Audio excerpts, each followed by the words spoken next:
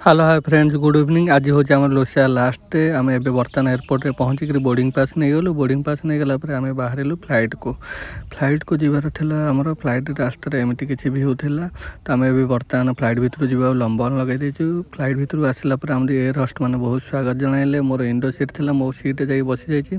Flight बर्तमान take up कर सारा। टेकअप कर सारे ऊपर भ्यू केमती अच्छी देखिपे। मस्त भ्यू मु तो बहुत एंजॉय करछि। आपण माने भावुची बहुत वीडियो देखी बहुत एंजॉय करेंगे। आकाश रे उड़िला पर केते मजा लगुच बाप रे। टेकअप है टाइम रे पूरा बहुत मजा लगे। पुणी आसीगला आमर कॉफी टी मु कॉफी नहीं थी। कॉफी साथ में बादाम मिलता। पुणी आसीगला फ्लाइट भीतर खाइबा एमती किसी थिला।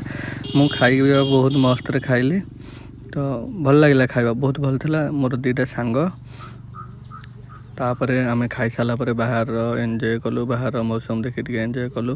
पुणी उजिस्तान लैंड है टाइम भ्यूटा यहाँ देखिपे केमती अच्छी तो बहुत एंजॉय कलु आम। तो फाइनाली आम आसिक पहुँची गलु उजिस्तान एयरपोर्ट। Tata bye bye. पुणी